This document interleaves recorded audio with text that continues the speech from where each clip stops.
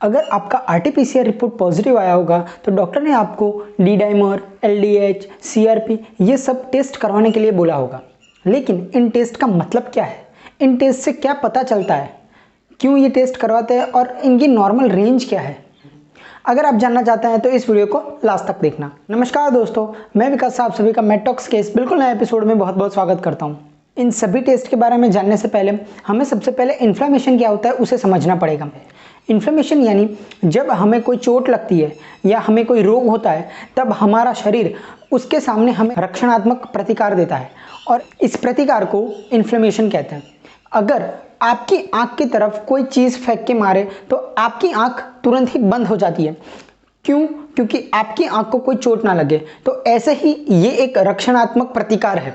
इसी तरह से हमारी बॉडी के अंदर कुछ रसायन प्रोड्यूस होते हैं और वो रिलीज होते हैं जिससे कि हमें रक्षण मिलता है। लेकिन अगर ये इन्फ्लेमेशन बहुत ज़्यादा बढ़ जाए तो ये हमारे शरीर के लिए बहुत ज़्यादा हानिकारक साबित होता है। कोविड के केस में बिल्कुल यही होता है। चलिए तो अब सबसे पहले समझते हैं सीआरपी के बारे में। सीआरपी यानी कि सी रिएक्टिव प्रोटीन।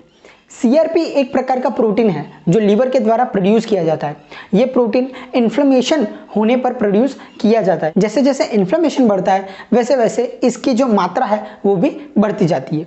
जैसे घर के अंदर हुए कचरे को हमें बाहर फेंकना पड़ता है, उसी प्रकार से हमारे शरीर के अंदर डैमेज हुए सेल और माइक्रो ऑर्गेनिज्म कचरा है और उस कचरे को हमारे शरीर के बाहर फेंकना बहुत ही ज़्यादा आवश्यक है और इस काम में सीआरपी हमारी मदद करता है। सीआरपी की जो नॉर्मल वैल्यू है वो 10 मिलीग्राम पर लीटर है, लेकिन ये लेबोरेटरी के अनुसार अलग अलग हो सकती है। अगर इसकी जो वैल्यू है वो 10 से लेकर 26 के बीच में है तो आपको जो इन्फ्लेमेशन हुआ है वो माइल्ड है।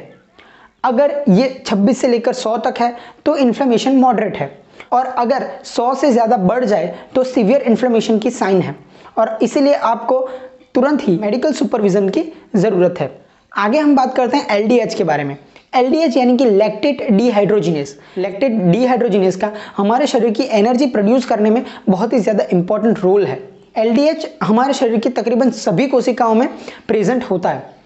मान लीजिए आपकी साइकिल के टायर में पंचर हो जाए तो उसमें से जैसे हवा बाहर निकलती है वैसे ही जब हमारे शरीर की कोशिकाओं को कुछ डैमेज होता है तब उसमें से एलडीएच लीक होता है और हमारे लहू के अंदर पहुंच जाता है।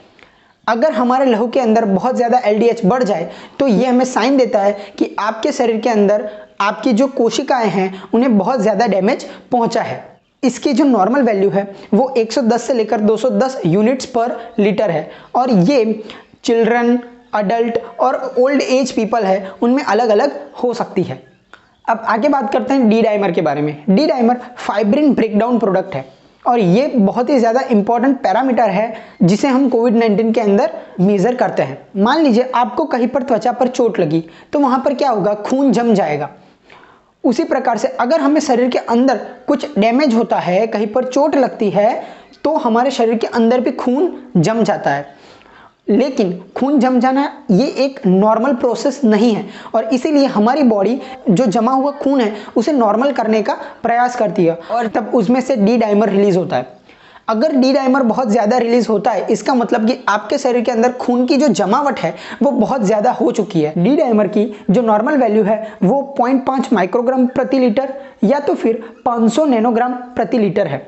अगर डी डाइमर की जो वैल्यू है वो 800 से ज़्यादा बढ़ जाए तो ये आपके शरीर के अंदर खून की जमावट बहुत ज़्यादा होने लगी है उसका साइन देता है।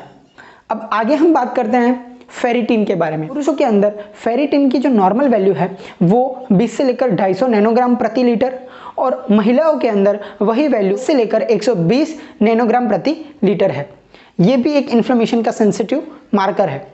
अब आगे बात करते हैं सीबीसी के बारे में। सीबीसी यानी कि कंप्लीट ब्लड काउंट। ये रिपोर्ट तो आप मलेरिया, डेंगू होने पर भी करवाते हैं। अगर आपको कोविड पॉजिटिव है तो आपके सीबीसी के अंदर न्यूट्रोफिल्स और डब्ल्यूबीसी काउंट यानी कि वाइट ब्लड सेल्स काउंट बढ़ सकते हैं और वहीं पर प्लेटलेट, इयोसिनोफिल और लिम्फोसाइट्स कम हो सकते हैं। लेकिन हर एक केस में ऐसा हो ये ज़रूरी नहीं है। आशा रखता हूँ कि आपको दी गई जानकारी अच्छी तरीके से आपको समझ आई होगी।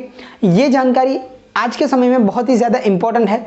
जितना हो सके इतना आपके परिवारजनों के साथ शेयर कीजिए और इस वीडियो को लाइक कीजिए और हमारे चैनल को सब्सक्राइब कीजिए। माना चारों तरफ छाया है कोरोना का कहर, माना चारों तरफ छाया है अंधेरे का पहर, मत होना निराश, मत खोना सब्र, होगा नया सवेरा और आएगी खुशियों की लहर। इसी के साथ मैं विकास आप सभी से विदाई लेता हूँ। मुलाकात होगी अगले वीडियो में, तब तक stay home, stay safe, take care, stay healthy. Thank you.